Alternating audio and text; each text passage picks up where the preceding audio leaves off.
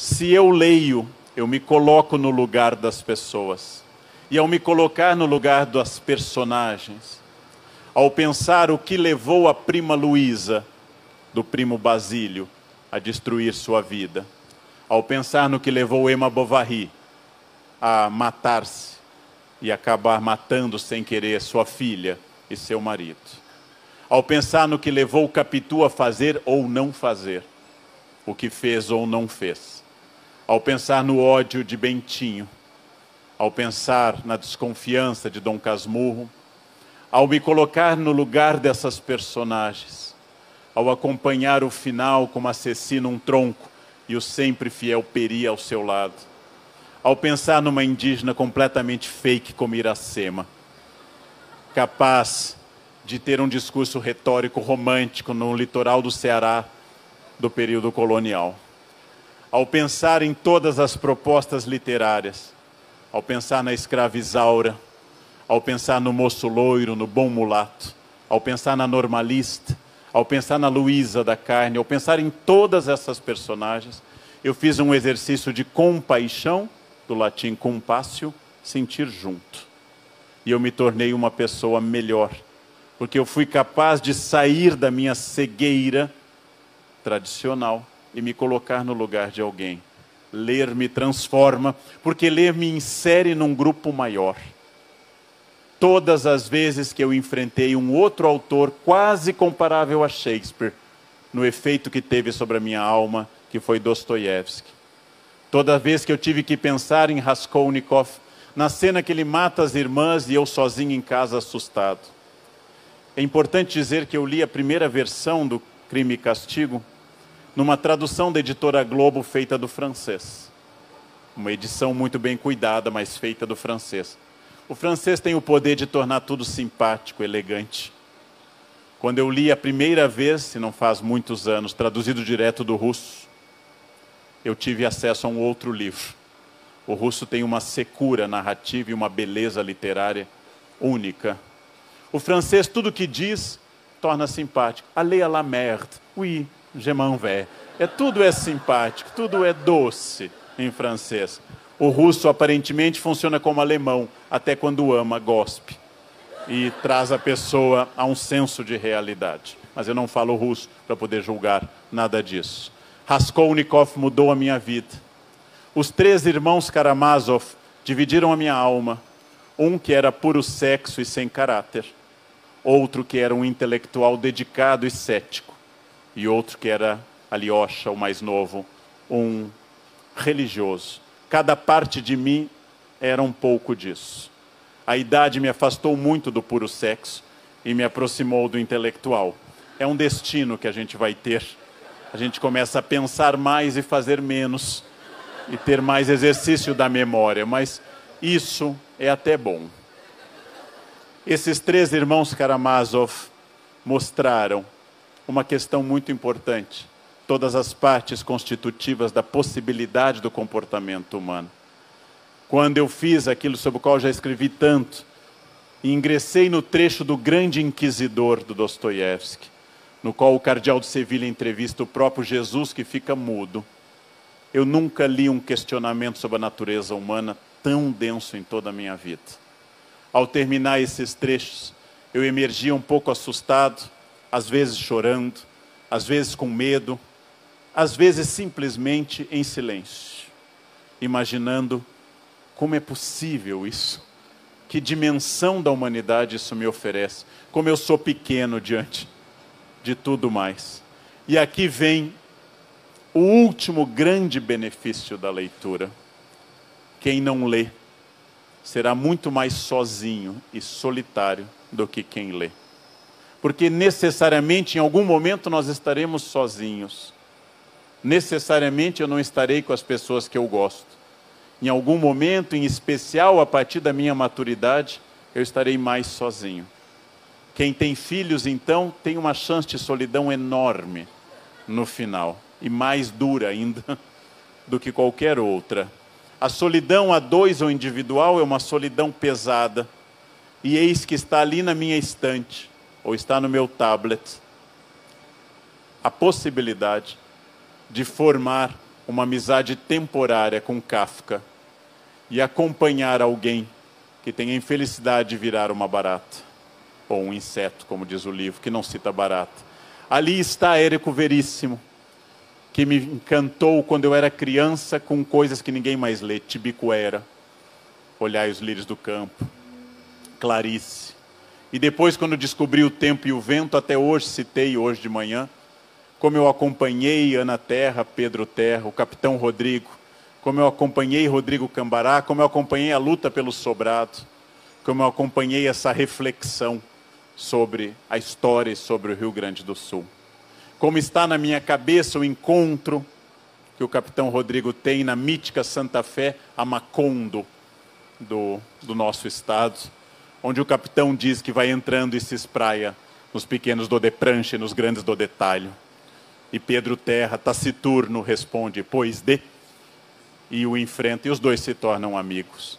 Como essa viagem, e principalmente um livro que não faz parte disso, Incidente em Antares, que eu considerei uma das obras mais bonitas do Érico e da minha vida. Como é possível pensar no sentido da vida após a morte, através dessa curiosa greve de coveiros, que leva ao centro da cidade esse grupo. Ou seja, de que forma tudo isso me faz companhia até hoje?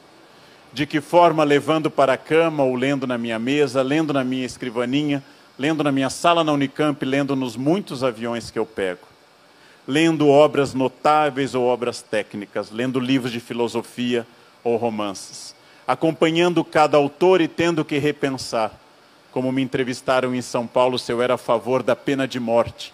E a única resposta que eu posso dar, eu disse, você já leu na Colônia Penal de Kafka? Se você leu na Colônia Penal de Kafka e entendeu, você não consegue responder essa pergunta com tranquilidade. Porque só pode responder a tais perguntas centrais com tranquilidade pessoas que tenham lido muito pouco, que pensem pouco e, como tal, tenham uma certeza absoluta sobre quase tudo.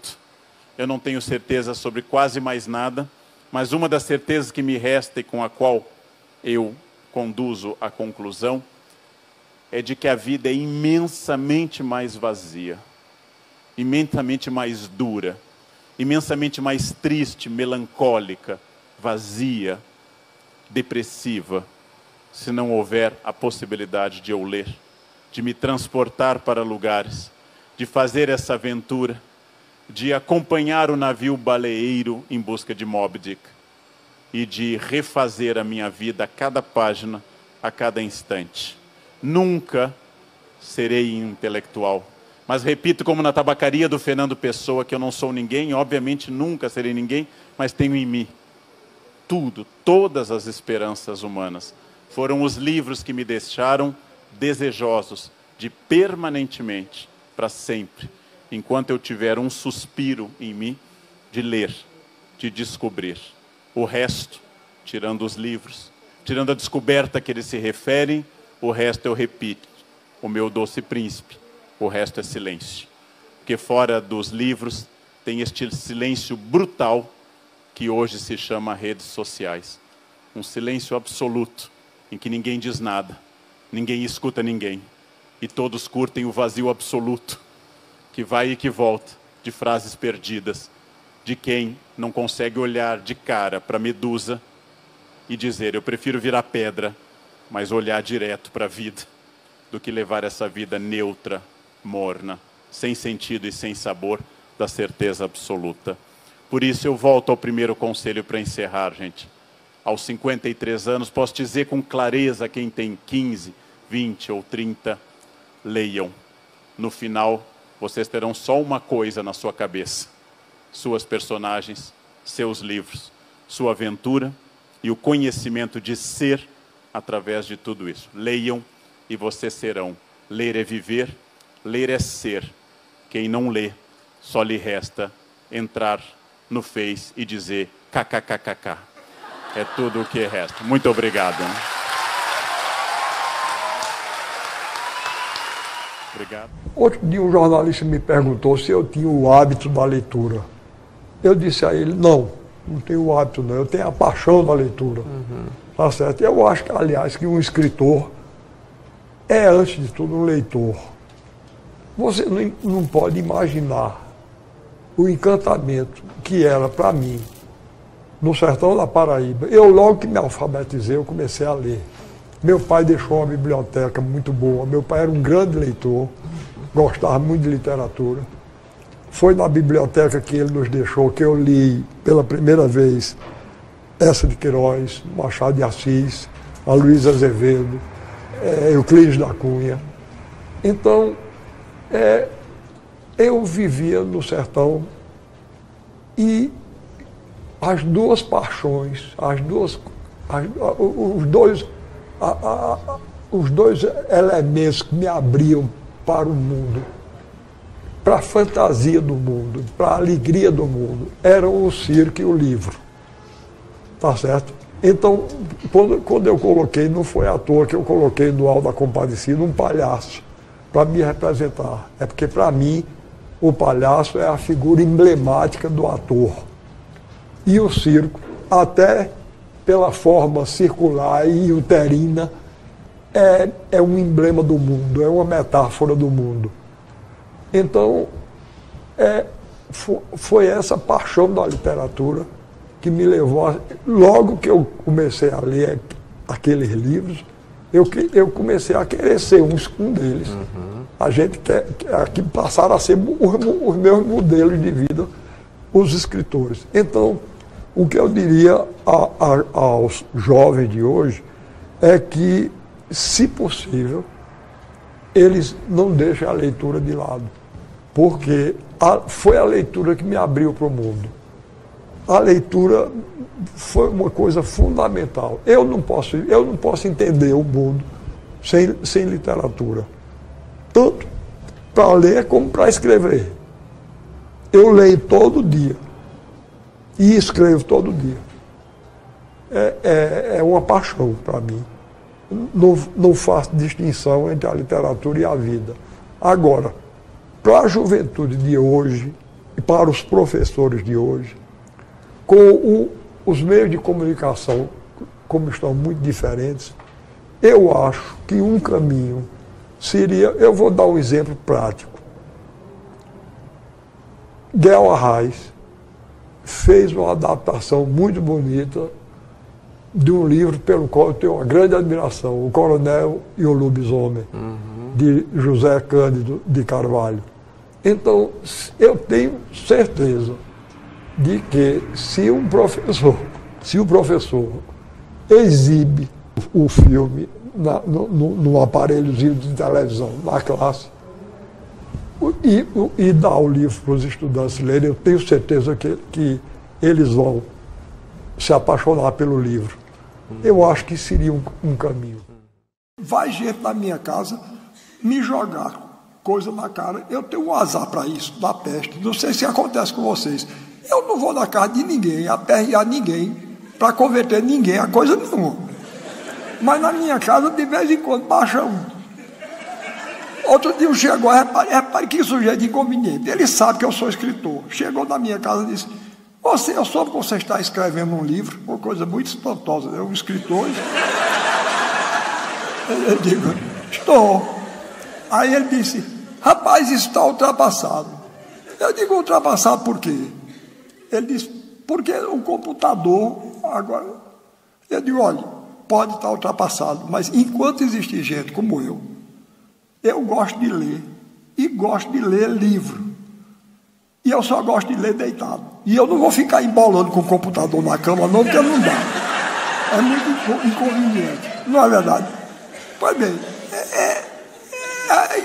vai gente na minha casa, tudo considera ultrapassado. Repare, outra vez já faz uns 20 anos. Agora, outra coisa, as modas vêm e passam. Tem uma certa vantagem de ter 82 anos, porque há uns 10 anos atrás, ou 20, vinha gente me jogar na cara um pensador canadense, que eu não aguentava mais nem ouvir mais falar no nome, um tal de McLuhan, Marshall McLuhan. Eu já acho antipático o nome. Bom, chegou lá. Aí vieram dizer que eu parasse de escrever, porque Marshall McLuhan tinha provado que aí ainda era a televisão. A televisão tinha tornado o livro ultrapassado. Aí eu disse, e você tomou conhecimento das teorias de McLuhan? Como? Ele disse, não, ele escreveu um livro. Então, eu disse, como é, rapaz? Esse eu não levo a sério, não. Me desculpe, você para dizer que o livro não está ultrapassado, escreve um livro, porque ele não sustentou num programa de televisão, né? É porque ele sabe que a televisão é efêmera e o livro fica, se prestar, não é? Quer dizer, daqui a 20 anos ninguém vai saber mais quem é McLuhan e Cervantes vai continuar, e Dostoiévski vai continuar. Não, a mim ninguém me enrola, não. Eu sou um sertanejo, tenho os olhos abertos para ser besteira todinha.